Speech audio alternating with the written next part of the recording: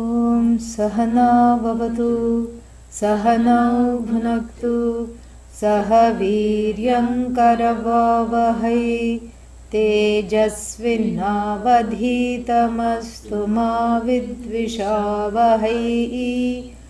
ॐ शान्ति शान्ति शान्तिः।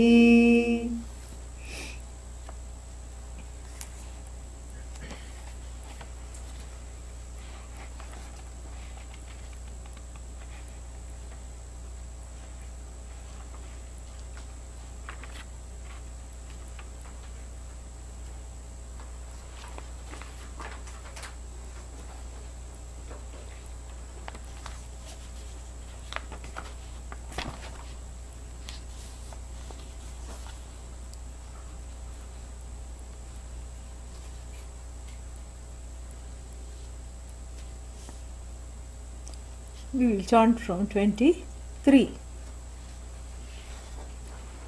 Asatta jadya dukhe dve This is not connected.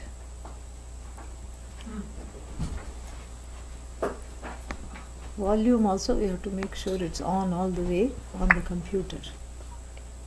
I did that now. Yeah.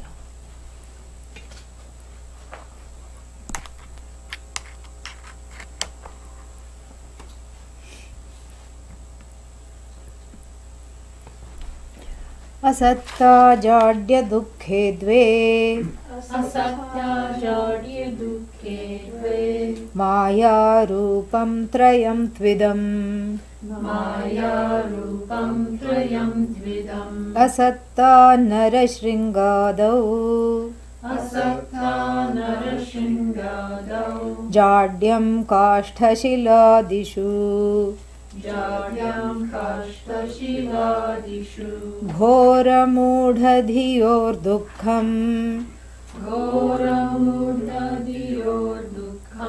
एवं माया विजृम्भिता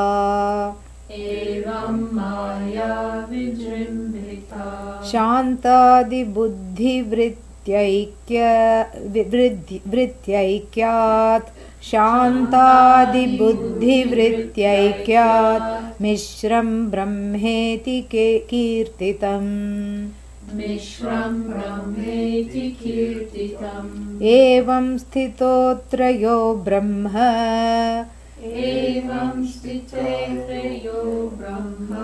ध्यातुमिच्छेत् पुमानसौ नरशृङ्गादिमुपेक्षेत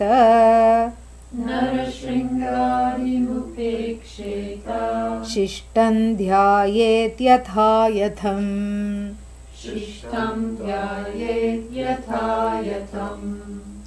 So there are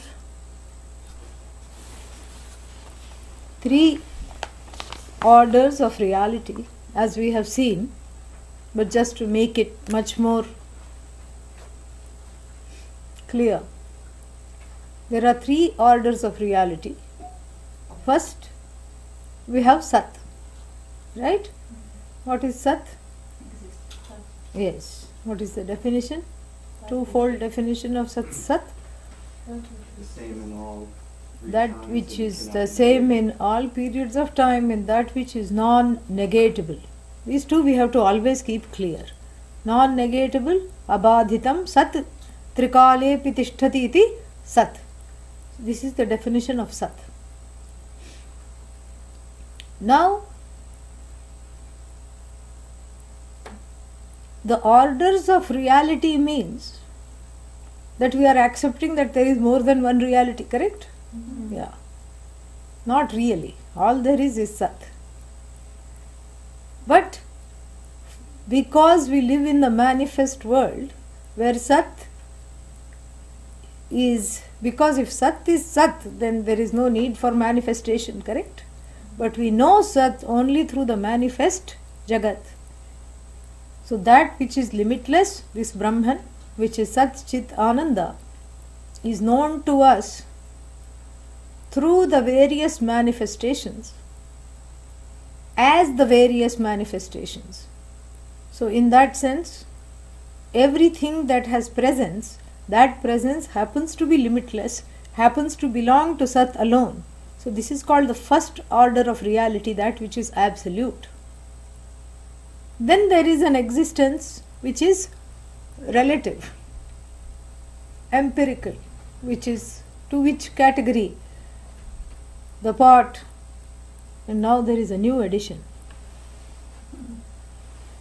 Clay horse. Is it a horse? What is it supposed to be? Horse, yeah. So another, we have, so all the clay world with akaras, the namarupas. Because the namarupas are available for transaction, available to be understood and grasped and known by the various means of knowledge, they are called vyavaharikam. Vyavaharikam means what? Empirical, transactional. So the first order of reality is Sat, and the second, that is called Paramarthikam, absolute. Then the second order of reality is called Vyavaharikam, which is available for transaction, but whose ultimate being rests with the absolute, whose presence does not belong to those very things. Like even in the example of the gold and the ornament, the presence of the ornament is dependent upon the gold, the presence of the pot is dependent upon the clay. Similarly, the existence of the Jagat is dependent upon Brahman. So the Vyavaharikam Sat, the Vyavaharika reality, is nothing but that which is a dependent reality, aka Mithya. So Satyam, Mithya. Paramarthikam, another word for the Sat or Satyam, that order of reality. Recall now that we are not talking of existent things, which is more real than the other. We are talking of the reality claims, words that describe reality. We are not talking of is the pot more real than the clay. No. We are talking of that reality. How real is real. That is what we are talking about. Ultimately, that reality which does not depend on anything else, we say is the most real and the only reality, really. And when it lends its existence, itself is unmanifest, correct? And self-evident. And when it lends its existence to all the other things, those things are called Vyavaharikam because they have a transactional truth to them. The pot holds water, the gold is available for glitter. So like this, they have a certain truth to them that is called Vyavaharikam. Then finally, the third and the final order of the reality is where? In the head. In fact, all three are in the head, but let's not go there. So, all three are available in the head, But the final reality is not Sat really. It is not even manifest, so to speak. It is the snake reality. What snake reality? The snake which is seen in the place of the rope. The silver dollar which is seen in the place of the shell. It is that kind of a reality. And what is its name? Pratibhasikam, not Pratibhasikam. Pratibhasikam. So we have Satyam, we have Mithya, we have Pratibhasikam, or Paramarthikam, Vyavaharikam, Pratibhasikam. So you can, the same name for the same definition, different names. Paramarthikam, Vyavaharikam, Pratibhasikam. This is according to one particular rubric you can define. And the second, way is to say Sat, Mithya and Asat. Asat, which is, but sometimes Asat gets confused with total non-existence. So that's why we generally don't use the word, But here Swami Vidyaranya uses the word asat for pratibhasikam. That's why I'm saying you may encounter different words. Yeah. So now what is the problem with not feeling that I am Brahman, even after studying the whole of the Panchadashi? You may protest, we have not studied the whole of the Panchadashi, we are just doing the last chapter. But from the Panchadashi Kara's point of view, from the point of view of the writer of the Panchadashi, in fact the whole thing has been explained, still the doubts persist. Why am I not experiencing or feeling the Ananda that Brahman is supposed to be? And the answer to that is given that your own mind is bringing powerful inhibitions because of the two negative states called Ghora Vritti and Mudha Vritti. Your own mind is bringing up all kinds of problems. Why blame somebody else? Your own mind is the issue here. So therefore, at the level of the mind, what causes the Ghora and the Mudha Vritti are the various Ragadveshas, the fears and desires. And the suspension of those Raga and Dveshas allows the Shanta Vritti to permeate in the mind, which allows for a certain quietude, and this quiescence allows for the Ananda aspect of Brahman's nature to make itself evident. This much we have studied, correct? Yes. Then of course the question may be asked, why do Ghora and Mudha, vrittis exist? Why do they exist?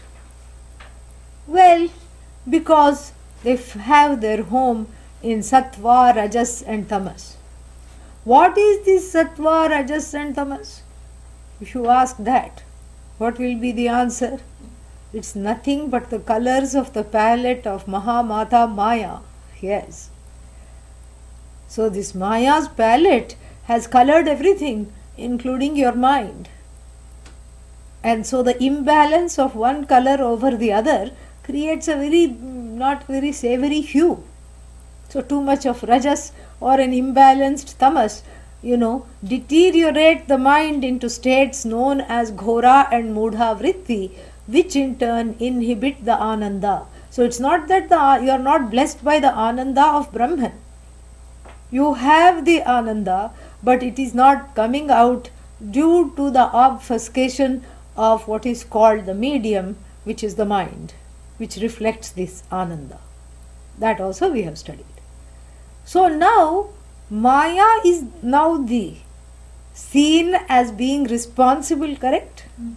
For these other two unsavory ways of the mind. Then what is this Maya was described yesterday in this particular verse. She is the opposite of Brahman. What is Brahman? Sat, Chit, Ananda. Correct? Or Satyam, Jnanam, Anantam. What is Maya? Asat, Achit, Jada, and then Dukkha. So then, when we look deeply into the definition of Maya, it includes the other two kinds of realities, which we described earlier. Which are the other two? Vyavaharikam and Pratibhasikam are mixed up in the definition of Maya given by Swami Vidyaranya. This is very fascinating. So, Vyavaharikam and Pratibhasikam are both mixed up in this particular definition of Maya. How? Because look at the definition. Asatta, Jadya, Dukkham. These are the three. So, Asat here doesn't mean non-existence. Asat means an existence which is just only you can see, nobody else can see. A personal private existence just broadcast by your own mind, projected by your own mind. Like every condo has one private balcony. There are certain common areas, like the gardens and the places to hang out will be common. The courtyard may be common, but then there is a private balcony, correct? So that private balcony is your own private hell of, of all kinds of misconceptions. One is broadcasting one's own movie, one is keeping on broadcasting. And then there are the Purva Punyas keep saying, cut, enough, cut. No, the Ghora and the Mudha Vrittis keep saying, action, drama, broadcast some more. Like I said, the Jiva can only compose tragedy. Yesterday I was saying. So, this is the situation, correct? So, Asat, Maya cannot be Asat. Why? Because it is available for transaction. So, obviously, when Maya is being defined, it doesn't include just Mithya. She is also including Mithya within Mithya. Because when she puts that, cloak, this is what happens, that, sometimes a cruel practice, but sometimes people keep birds in the house, in the cage, It's a cage within a cage. They are also in the cage of samsara, and then there is a tiny cage with a bird inside. And then the birds, they keep, what else will they do, poor things? They are there hung by the window in this tiny little cage, and sometimes there's more than one. And cheep, they will be doing, and flying around, and then cheep, they'll be doing. And this fellow who has kept the birds wants to go to sleep. They cannot sleep. So what do? They have a cage cover, a thick cloth. Underneath air and all will be still going, but they put the cloth over the cage.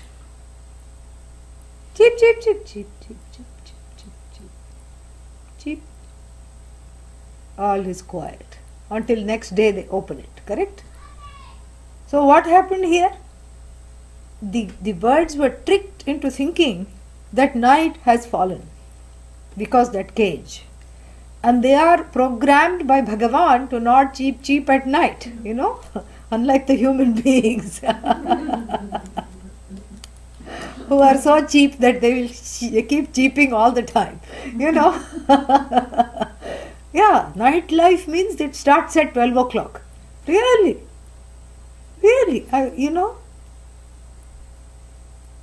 this is what it is.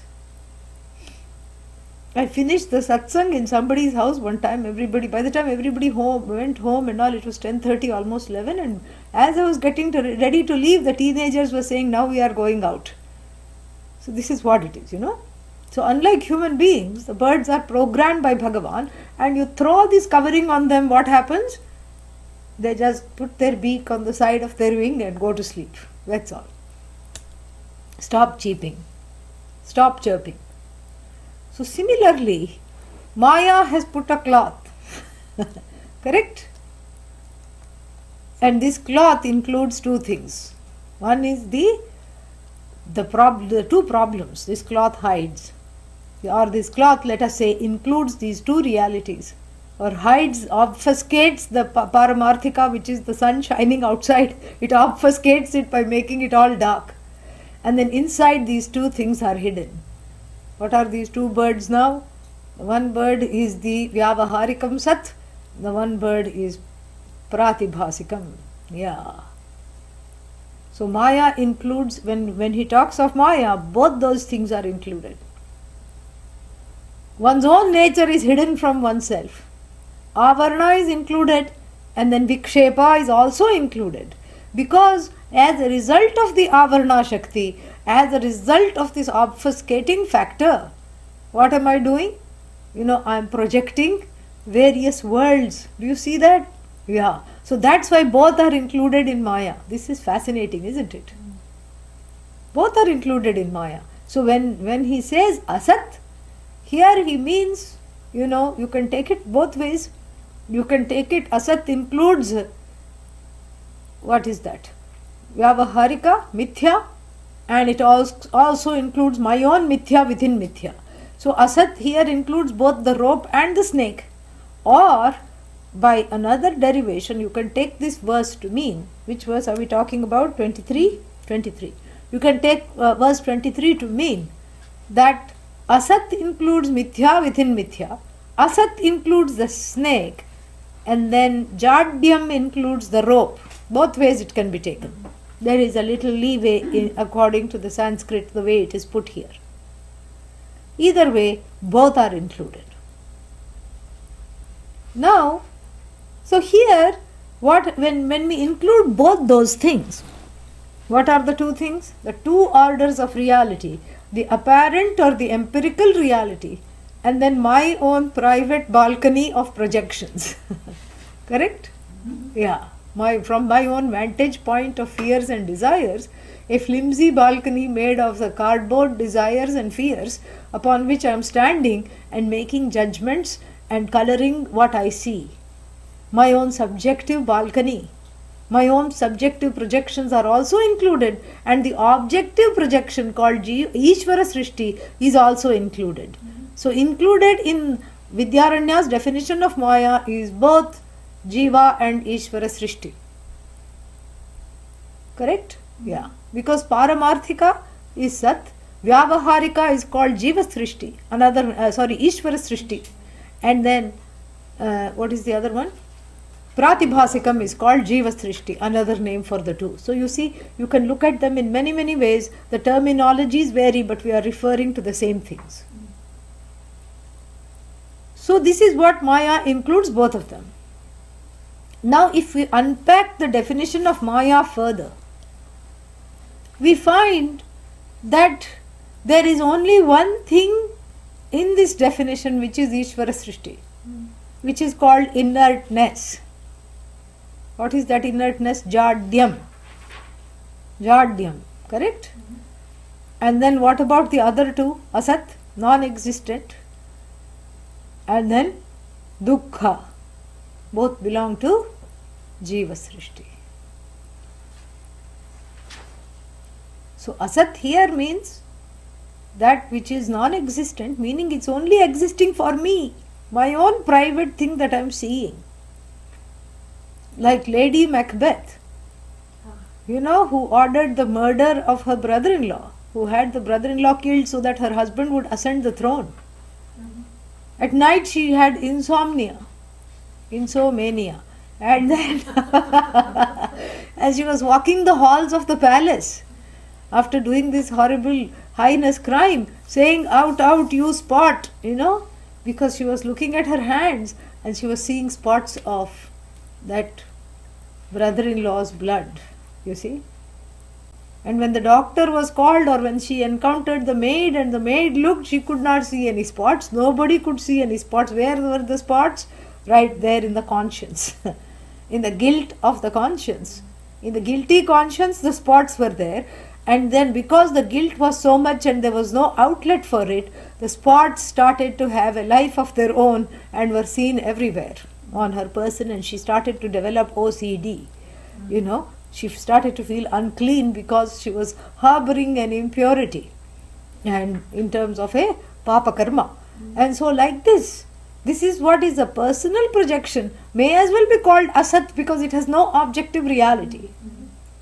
So the asat aspect of the Maya is really my own creation, correct? It's mithya within mithya.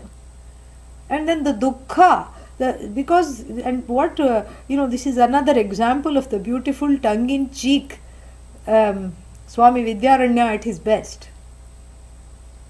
He says asat leads to dukkha without really saying this. So living in this private balcony of the subjective projections, at first it looks like a vantage point of view, and after that it becomes a lonely tower in which one has been imprisoned. Is it not? That's what happens to it. And so living in this world, in this private hell, what does it lead to? Dukkham. And then further regurgitated as Ghora and Mudha Vritti. So do you see that living in Ghora and Mudha Vritti, replicates them for free? Without paying, you can renew the subscription of the Ghora and the Mudha Vritti all automatically. Yeah, there are some sneaky websites and you go on them and buy, one toffee, candy, let us say, I'm just exaggerating, you buy one candy or one magazine, and then what? You enter your name and more than your name and address, what do you enter?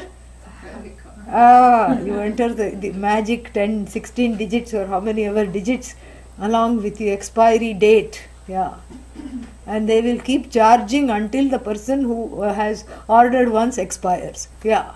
Until then they'll keep charging, and then it will be written in the finest of print in a very in a font that is very impossible to read, in a light color, not even the black color. They will use kind of light grey font, saying that if you click on the submit button or order now button or add to cart button, what are we going to do? Without really telling you, we are going to automatically renew your subscription, for the rest of your life. And then you have to find out why this money is going, and why this is all, why there is a big expense every month, and then the website will be a crafty website which will not advertise it, it will be listed as something else, and then you have to find out who that website is listed under, and then after a lot of effort get your credit card from their grubby little clutches. Correct? Yeah. So subscribing to Ghora and Moodha Vritti magazine is just like that. It's a lifetime subscription. One time if you buy into it and say, okay, I'm going to live here, then what happens? Then it reproduces itself. At least the drain on the credit card you can stop somehow. But then here you yourself feel drained because of the Moodha Vritti and the Ghora Vritti abiding in those. And then what Vidyaranya Swami is telling us is extremely important.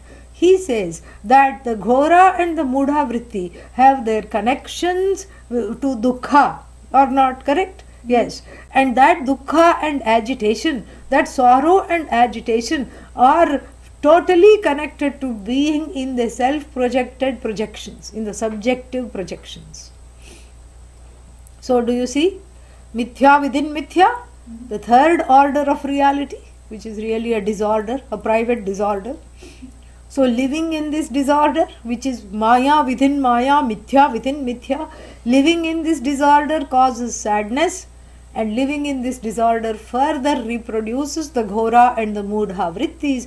And so now we have a prasanga, a situation where you cannot trace the beginning, because this is all maya. Did the Ghora and the Moodha Vrittis cause me to live in my subjective hell?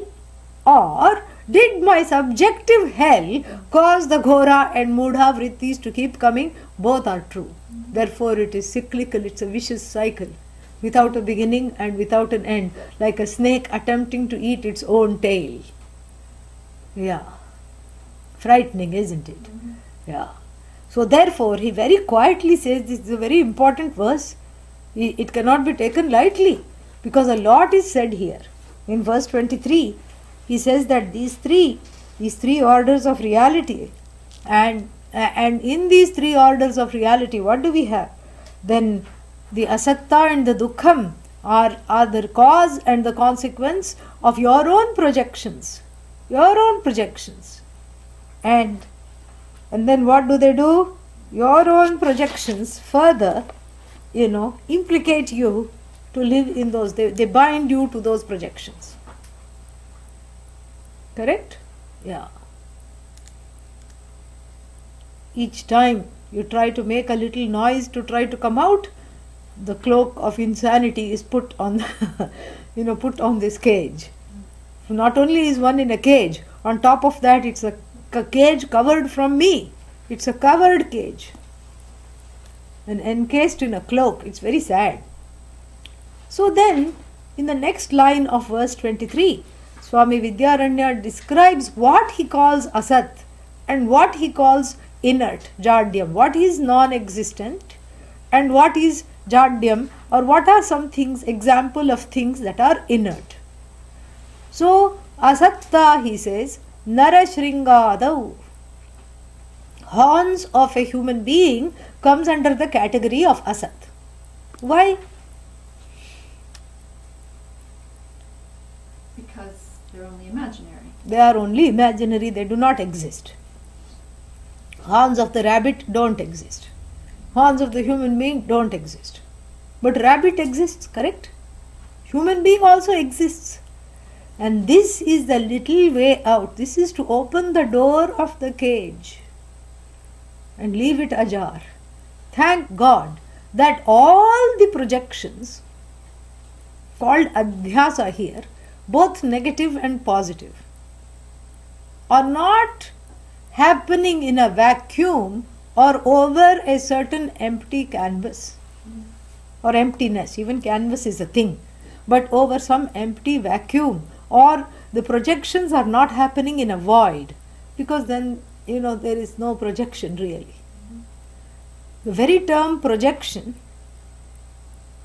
listen carefully, implies the existence of at least two surfaces, two things. One is the surface on which something else is projected, for example a mistake, and the other is the mistake itself. Like even in the general movie projection, you need the canvas and then you need the cinema that has been converted into a light, correct? Into a moving light form. That moving light form is displayed over the stationary canvas. So to speak, all in the same way, all this moving jagat is projected on, is projected onto a stationary Satchit Ananda. That Satchit Ananda, which is not going anywhere, is like that canvas, attributeless, nameless, formless. In fact, while seeing the movie, nobody is wondering about the canvas, correct? And if the villain and the hero are chasing each other, the villain has grabbed this is a common scene in Hindi films. The villain grabs the girl's purse, handbag, and makes her run for it. And the hero, who was miles away, suddenly jumps out from the running train and runs after this fellow. So here on this, the screen is big, but then how big can the screen be, correct? On this, the hero is running, and in front of him the villain is running. And of course the heroine is standing there and screaming, my bag, my handbag, And all this running around is happening where? On the most stationary thing that is. And so too, the two kinds of running arounds, the Vyavaharika running around and the Pratibhasika running around, whether it's the actual running around or whether it's an imaginary run around, it is all happening on the non-moving Sat Chit Ananda canvas. Correct? Because this is, again, the laws of physics dictate that in order to discern movement, you have to be stationary. Otherwise, how can you discern movement? If you are also going, this happens so many times. You are sitting in the plane, and then there is on the next gate also another plane, and these days everything departs at the same time, So then both the planes are moving away from the gate. You cannot recognize the movement of the other plane if you are also moving. And then for some reason, your plane stops because they have discovered a mechanical failure, some karma, The pilot will say, we just have some copious amounts of oil dripping out of the left wing. I think we better pull back to the stop here and see what that is all about. We have asked some mechanics to come. And then meanwhile the other plane, with people who have good karma in it, is slowly backing out. And then when your plane has screeched to a halt, then you see the movement of the other plane, correct? Yes. If you are also moving, how can you see the movement? But here you are able to see the movement both outside and inside your head. That means what? You are Satchidananda. You are not the second or the third form of reality, third order of reality. You are Satchidananda alone. So then, what is the Sanskrit name for you here? Adhishthana. Yeah, this is Adhishthana. Adhishthana sounds like a solid word, right? That's how you remember. It's not going anywhere. It is like the anvil on which even the hardest of metals are just, beaten into shape. Itself doesn't lose shape. It is the surface on which this whole Jagat is projected. It's a nameless, formless, all knowledge, self-evident, self-referential, limitless. You can't even, call it a surface. Adhishthana has no translation really. So it's this limitless canvas upon which all movement and all non-movement is recognized. That canvas which is alive, which is self-evident, which is you, which is limitless. So really speaking, then who can complain after listening to this that, oh, I am under Maya, I'm trapped. What trapped? You are not trapped. We are saying you are Adhishthana, you are not Maya, and this is another problem. Adi Shankara has been called Mayavadi, that he only talks about Maya. Crazy people don't understand anything. Yeah, simply talk. He is not talking of Maya. He is talking of Adhishthana, that that which is the that upon which something is projected. The projection comes and goes. The surface is not affected by the projection. Like even a crystal. You have a crystal, behind it, give me that.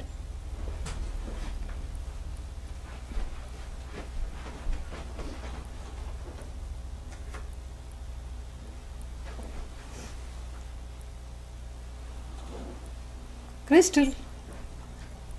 Behind it you put the purple Panchadashi book. What does it look like? Purple. Then behind it you put the orange Swami robe. What happened to it now? Orange. Correct? Yeah.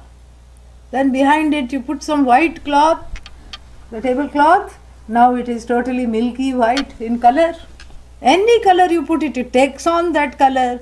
Without rejecting it, it accommodates that color while being uniquely itself. What color is it? Now, of course, it's reflecting the backdrop here.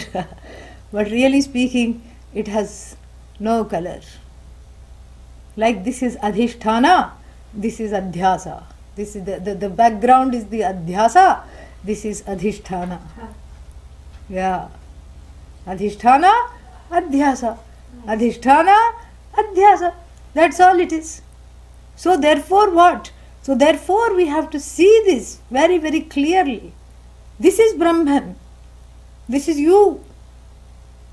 That which just reflects everything, accommodates everything without taking on anything. It's a surface more non-stick than Teflon. Unafflicted by Ghora, unafflicted by Mudha, unafflicted by anything, unafflicted by Maya. Nothing affects it. And so the Ananda which belongs to this, who can take that away? Who can tweak that? Who can take that away? Who can affect that? No one. No one can affect that. So this is what is called Adhishthana. Yeah, this is our Shivalinga. See, do you see the third eye on that? Yeah. So you can put it back.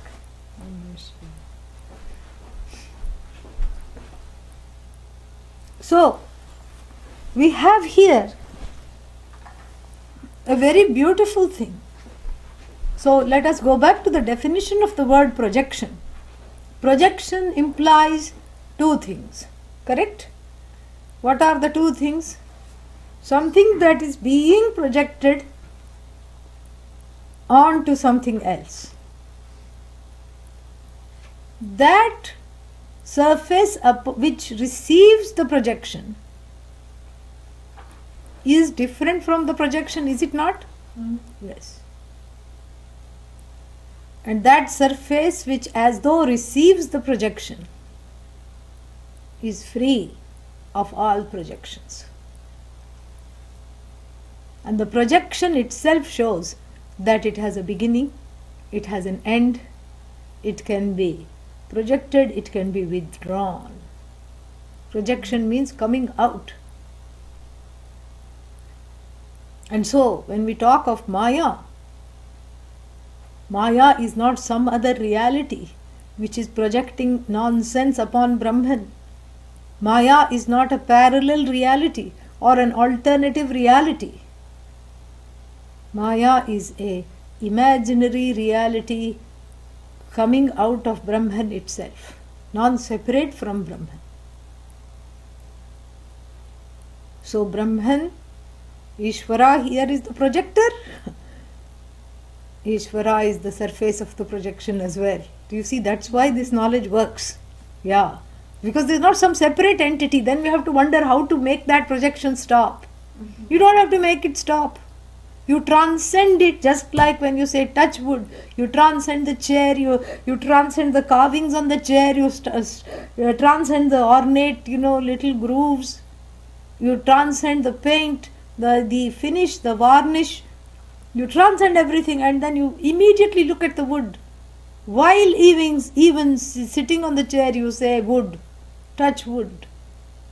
And similarly, whether it is in the shape of a horse or a pot, what is this? Touch clay. Yeah. You don't have to break the horse in order to appreciate the clay. You don't have to break the pot. Already it is getting nervous because it's a cracked pot. And it's saying, already I have been cracked so many times, don't talk of breaking me. You don't have to break the pot in order to appreciate clay. And you have to powder all the pieces of the pot to make it look like clay. No, it is already clay. The smell of it is the smell of clay. The touch, the cool touch is the cool of clay. The color of this pot is the color of clay. The weight of this pot is the weight of clay. In fact, if you take away the clay, there is no pot left. Namarupa, that's all. So too, in this world of apparent reality, what is there? Everything is Brahman alone plus Namarupa. Asti Bhati Priyam belong to Brahman, and then Namarupa belongs to that very thing. And the Namarupa is the projection. That's what it is. Asti Bhati Priyam is Brahman, is the Adhishthana. So now we have two more words to our vocabulary, Adhishthana and Adhyasa or Aropa. Adhyasa, superimposition. Aropa, superimposition. Adhishthana, that which is the basis for the superimposition, which is not affected by any superimposition. And here is where we have to have the viveka, that there are two kinds of superimpositions talked about.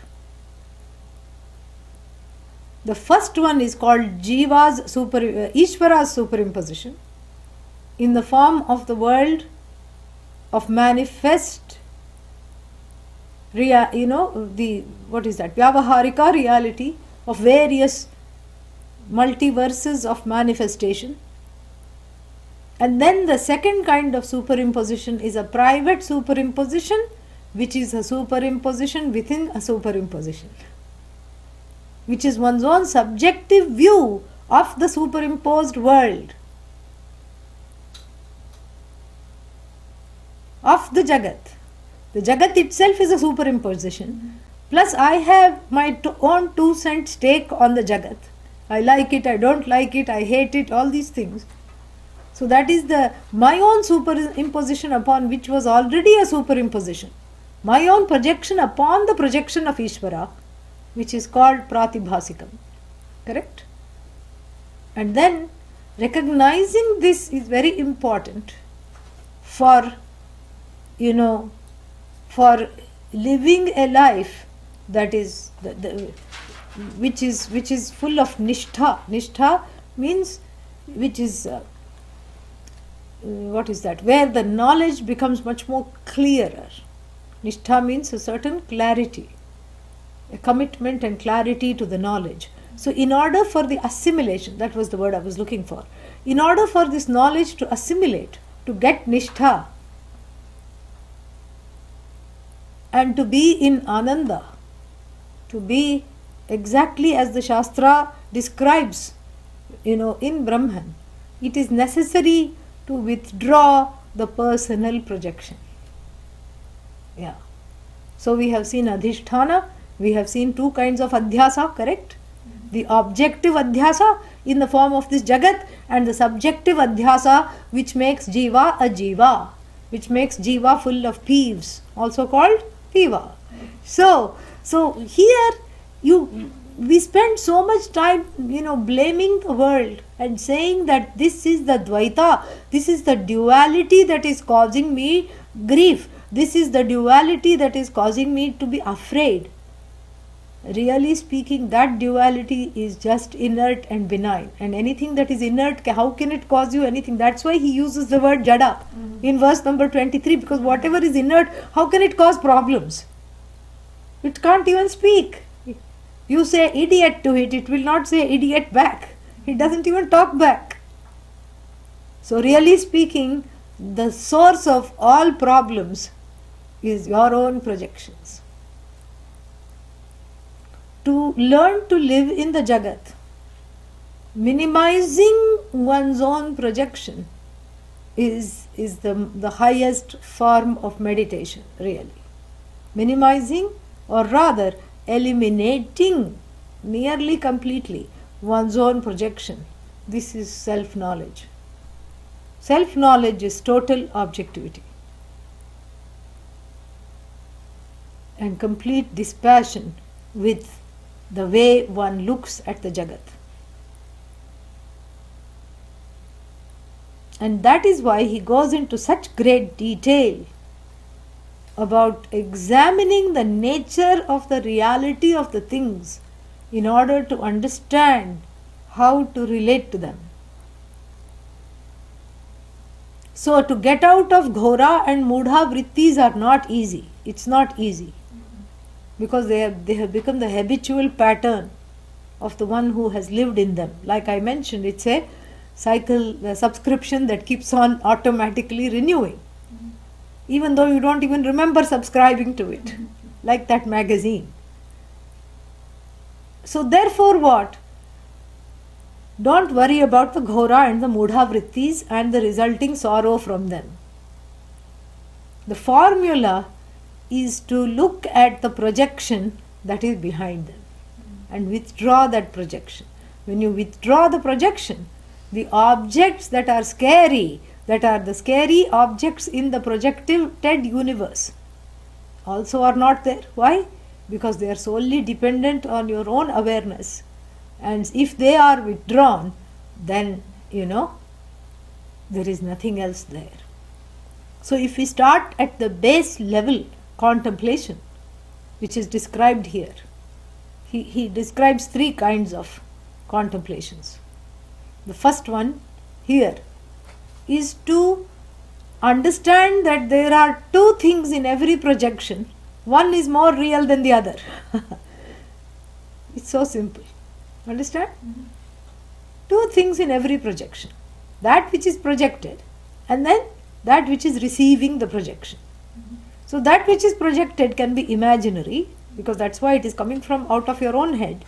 But that which receives the projection has a certain reality to it. Correct? Yeah. Like the first example he gives in the second line of verse 23, Nara Shringa. Shringa, horns on the human being. Here, what is a projection and what is real in this example? Man is real. Yeah, the human being is real. Yeah, I'm glad nobody said the other way around. Yeah, then we would have to extend the class. So, the human being is existent, correct? And the horns which don't exist are projected onto the human being, correct?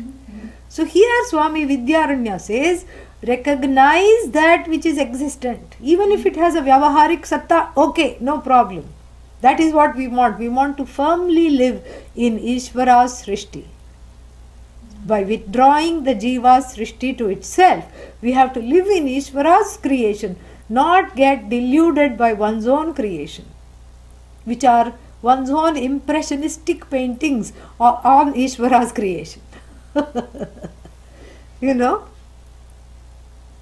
So, this is what is, objectivity.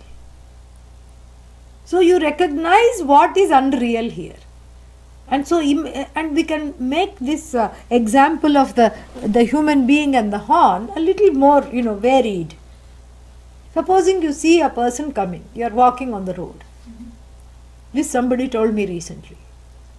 And they felt like they were being followed. This woman felt like she was being followed. And she walked faster. That fellow also walked faster behind her. And she stopped, slowed down and stopped. That fellow also stopped. Now she was convinced that he was some kind of a neighborhood loafer who had followed her from the bus stop almost to the house.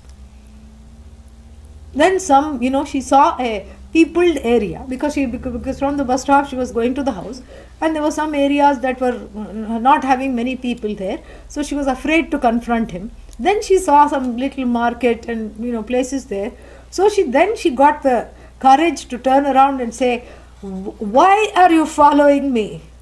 And then he looked more scared than her, and then he said that he was merely trying to return this envelope that had dropped from her bag as she was alighting from the bus. And in fact, it was not even his stop. As she was alighting from the bus, an envelope which apparently contained something important, some forms that she had to mail or fill up and give out, that dropped from her handbag, and she got down the bus, and he saw, and he also got down, and he unsuccessfully he was trying to return it for the past 5-10 minutes following her. So in this example, what happened? Her own projection, correct? What is the projection? This fellow is up to no good, right? This fellow is following me. This fellow has ulterior motives.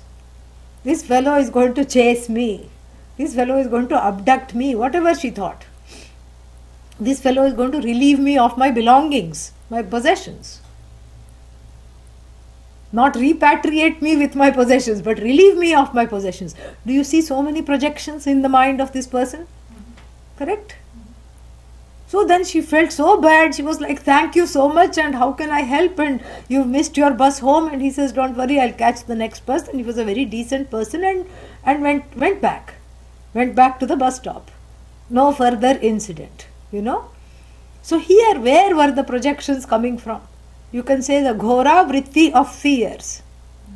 Past fears of being in similar situations, or just so many other past confusions, or having read books and movies and seeing that women are usually the target of these kinds of criminal activities. Those kinds of ideas are in the head, correct? And those ideas are just ideas without a basis until they find the perfect candidate upon which to project, correct?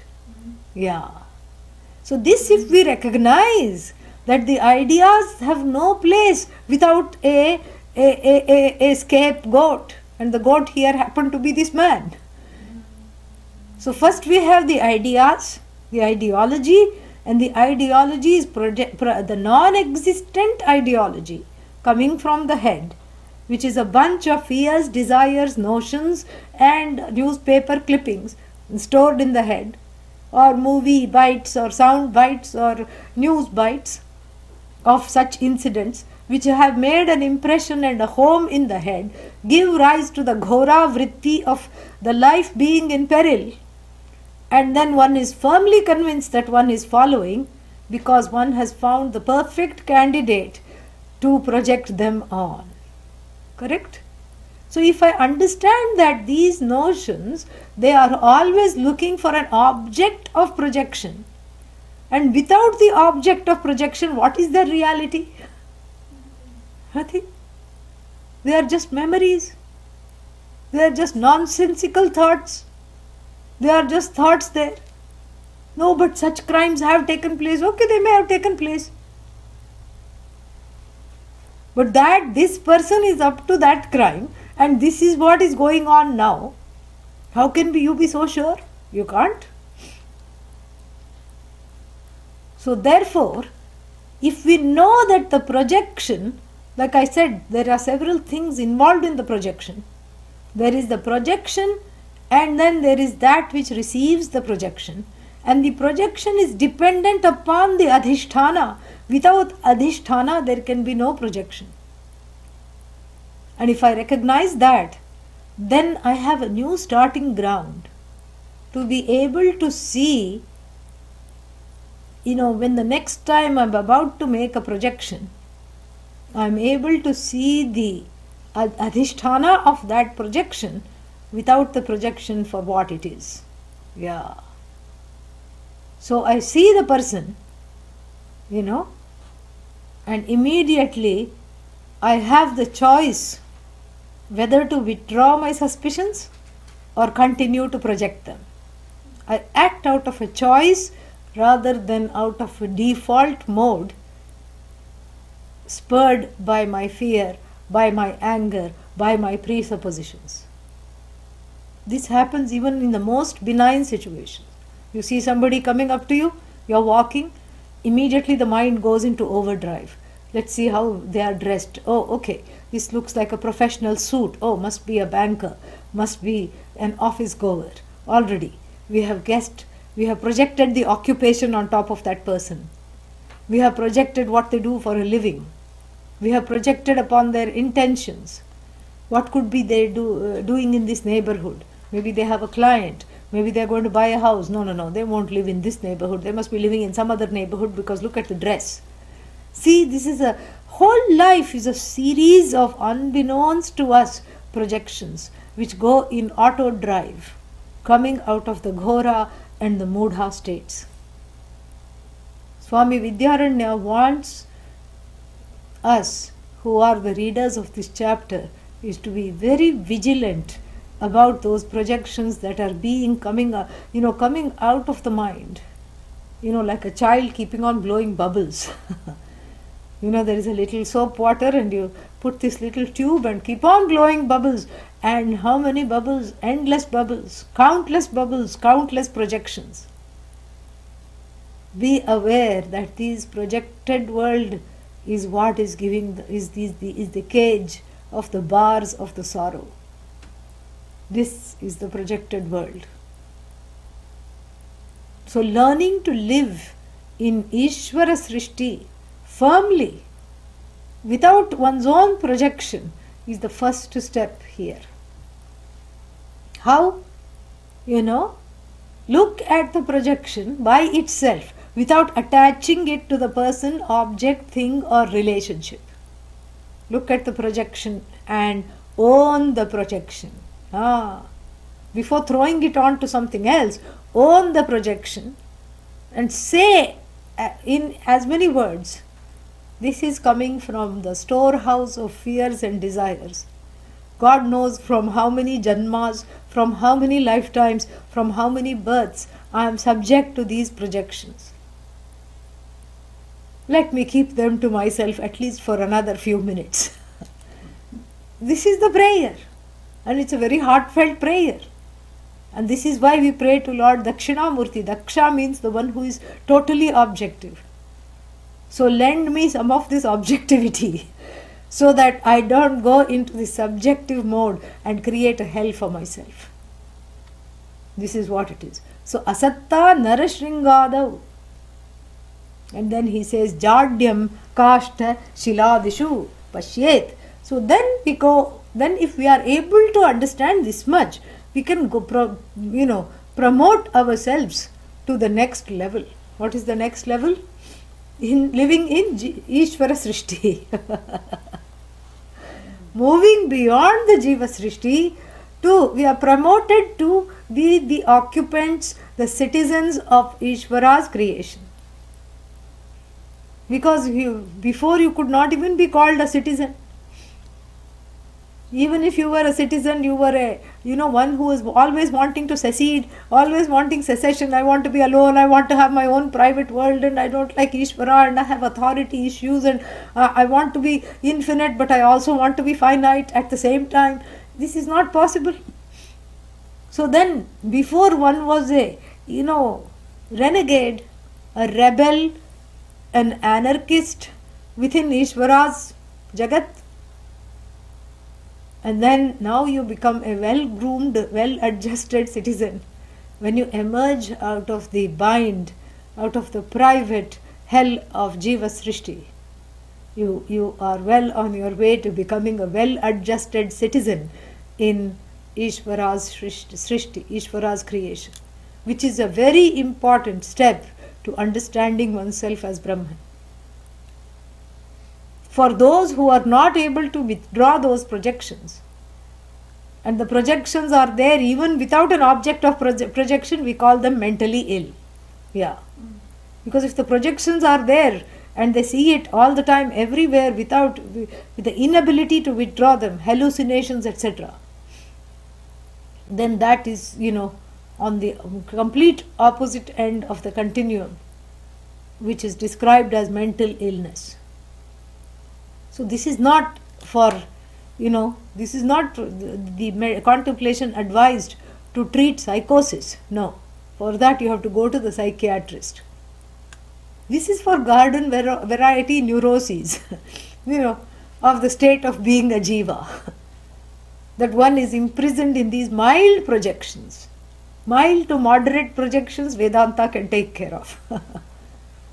And in these mild to moderate projections, the first order of reality is own the projection. Instead of seeing it on an object, see it centered on the subject. And then when you own the projection, then you go down a different path of resolving those projections. Correct? Yeah. Through yoga, through therapy, through, self-love, through meditation, through, support groups, satsang, whatever. You can use a series of methods, but at least you are on the way to healing from those projections, because you have owned them up. Owning them up is more than half the battle won. Then, once you graduate into mostly living into Ishvara's Srishti, and leaving behind the horrific projections of the Jiva Srishti, I am an idiot, I am not loved, I am no good, the whole world doesn't like me, my mother doesn't love me, my father doesn't love me, and nobody likes me. All these wrong ideas are left behind. Then Swami Vidyaranya advises that please start to look for the source of all the things. Now we are all living in a common adhishthana, correct? Common adhyasa. What is the common adhyasa? Yeah, Ishvara's creation. So all the objects in Ishvara's creation contemplate upon the Sat in them. Yeah. How do you do that? Just like when you say touch wood, knock on wood. What are you knocking on? Your own head. Knock on wood. Yeah. So you have transcended the form, you have transcended the name, and you go straight to the wood. Correct? Like that, every jeweler transcends the piece of jewelry. You go to say, okay, I want to sell some old jewelry. And the person who goes is very attached to that jewelry but still wants to give it and make something new. And the jeweler, with the precision of a surgeon, takes the tweezers and excises all the precious stones from that necklace or ring or whatever piece of jewelry. And you are there and your heart is going like this, oh, but it's an heirloom and it's from grandma's time. Jeweler doesn't care about all that.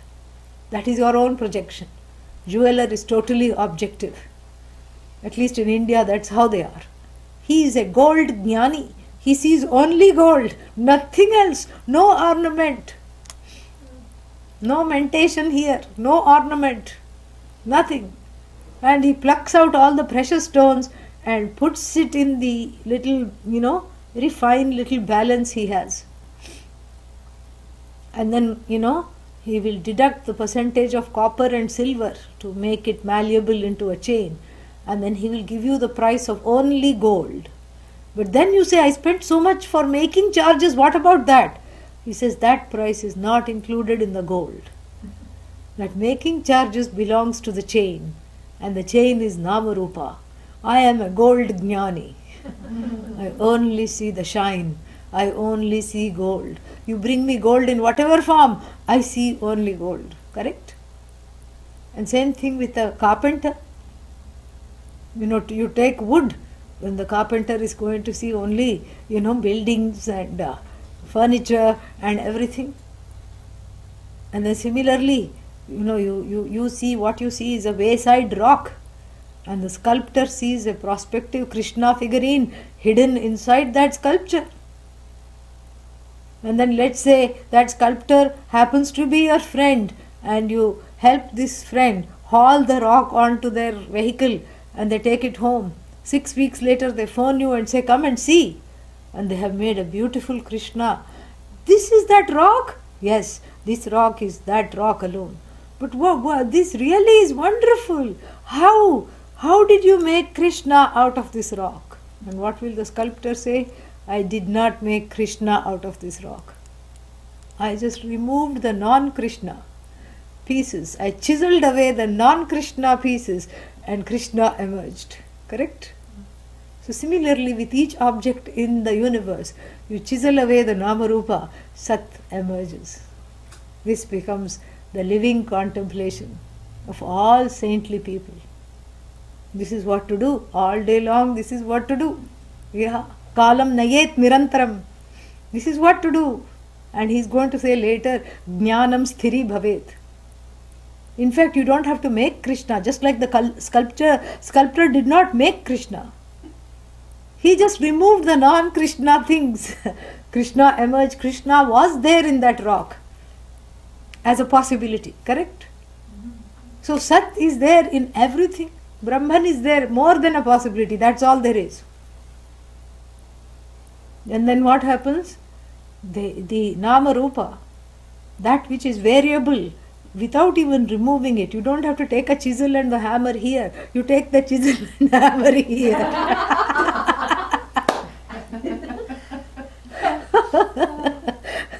Yeah. to let the projections drop. So, so you just let it beautifully just come out. You just abide in Sat, Sat, Sat. And then you don't have to sing sad songs. You can actually have sad sang, not sad sang, You can have satsang. You can sing, you need not sing sad songs. Darshana kab doge? Why are you away from me? Who you are asking? That which is never away from you. Who is asking? The one who is being pined for. So you don't, you see Bhagavan in everything. You see the Sat in everything that is so-called inert also you see Sat. There is nothing other than Sat. So you just keep seeing Sat. Flower, is Sat plus Namarupa. Sat means is. Existence plus Namarupa. And this Nama, this Rupa, you just allow it to drop. You see the Sat in the flower. Flower is, Sat is. Flower is not, Sat is not. No, Sat is. That is how to contemplate. And doing this, what happens is that he's going to say later, Jnanam, the knowledge, sthiri bhavet. Sthiri bhavet means that it settles down. The knowledge settles down. Otherwise, attending the Vedanta classes, what happens is that knowledge is always stirring along with the ragadveshas. Yeah. So here the ragadveshas settles down, so the knowledge, sinks in deeper, more clarity and more happiness as a result of that clarity. Let us see further.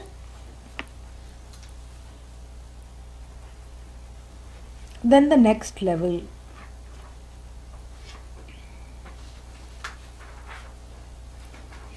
Yeah, then 24 we have seen, but I'll just explain briefly. Ghora mudha dukkhameva maya vijrimbita. So in the Ghora and the Mudha states, only the sadness is, is manifest like Maya, in the form of Maya. Shantadi buddhi vrityaikyam aikyat mishram brahmeti kirtitam. Because of its as though association with the Shanta, vritti, the Shanta state of the mind, Brahman is called as though associated Brahman, And the next one, 25 says, Evam sthite atra yo brahma dhyatum icchet puman asau. So in this form, such being the nature of the vrittis, such being the nature of Maya, such being the nature of the Jiva, if somebody wants to contemplate upon Brahman, what needs to be done?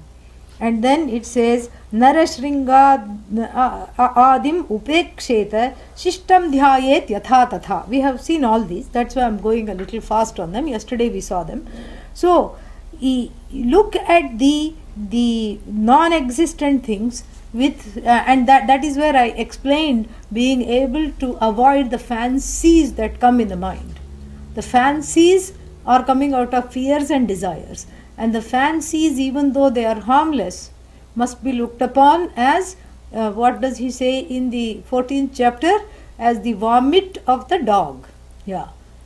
As the vomited up porridge. Even though you like the porridge, the vomit in the porridge, you are not going to try to even look at it. You have such distaste for it. So develop that same distaste for fancies in the mind, because the fancies may seem harmless, but before long they become, projections. And before long they find objects to project. Because of one's own hurts and sorrows and pains are transferred onto the objects in the Jagat.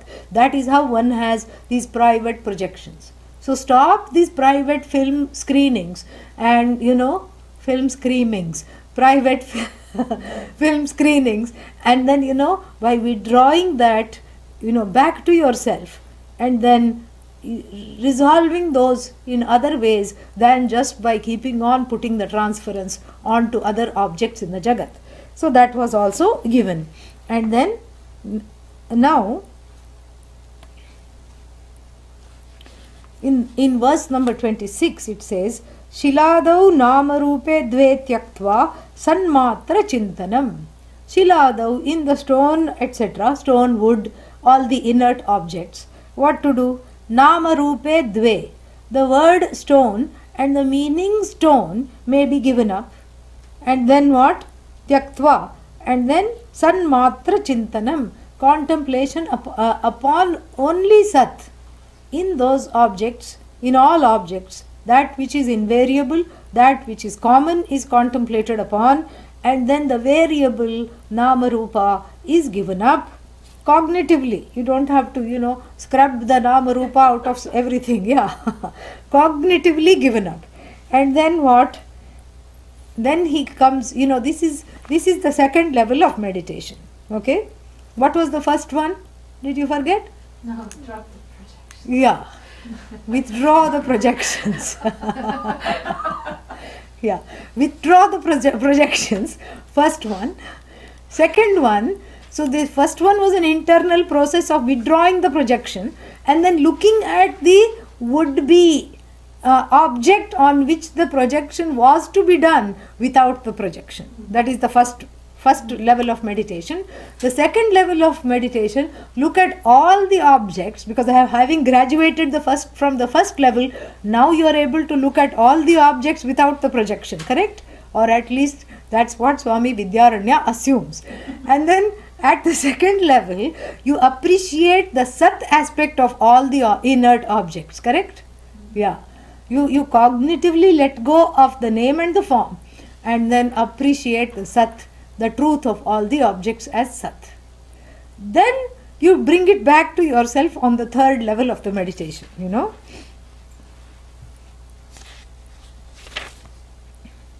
Okay. Then Tyaktva dukkham ghora mudha dhiyoho. So now you are an expert meditator. What have you done? I'm going to take 2 minutes extra today. So what have you done? You have contemplated upon your own projections, correct? And withdrawn them from various objects.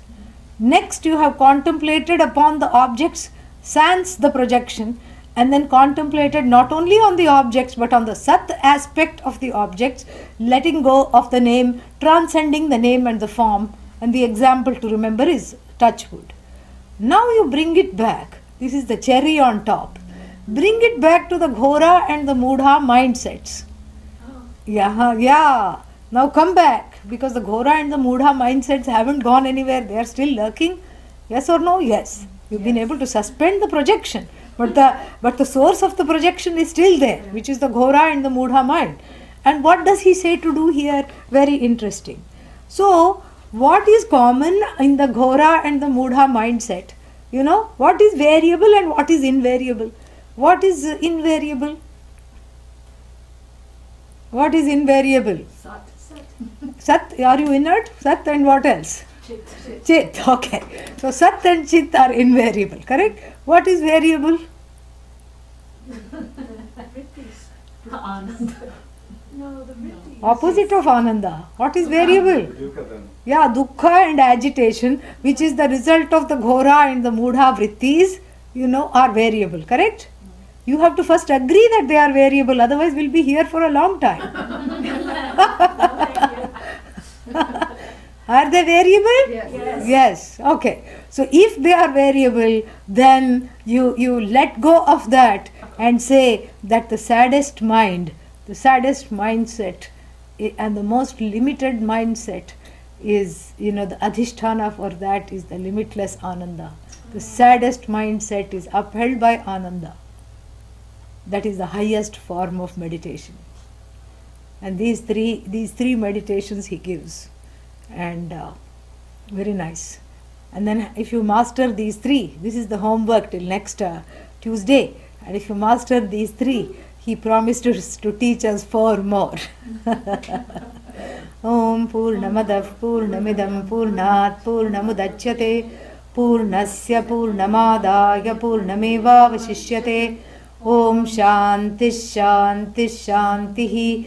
Harihi Om Shri Gurubhyo Namaha. Harihi Om. Once again, if you haven't registered for the course and you heard about it and you are taking it from because you heard about it and you started a little late, that means we do not have your email address. We won't be able to issue you a certificate even though you have been a very good student. So please send us your email address to arsha@verizon.net.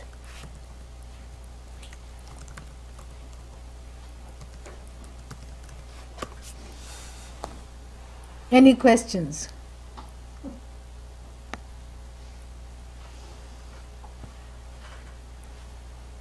Would it be correct to say that self-criticism is a form of adhyasa? Bingo. Yes.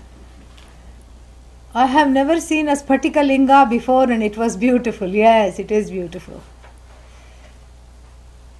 So, if any thought is not peaceful, it's a projection. No, peaceful, any thought is a projection. Even peaceful thoughts are projections, but they are less harmful than the non-peaceful thought. Yeah. Peaceful thought is in alignment with you, who is peace. Where can I get today's pravachan? Google my name, Swamini Swatma Vidyananda, and live stream, LIVESTREAM, and then you will get the live stream link, and then you can click on the link.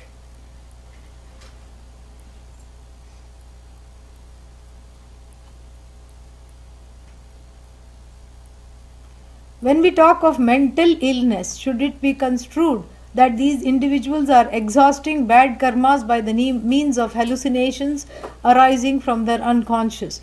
Well, yes and no, because they may or may not be aware of the hallucinations.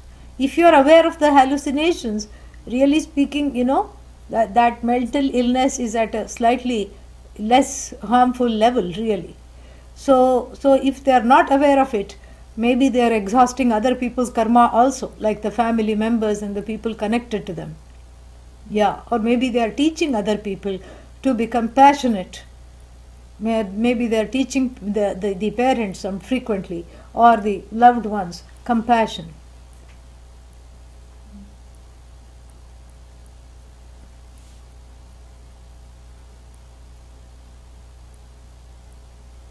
Namaste.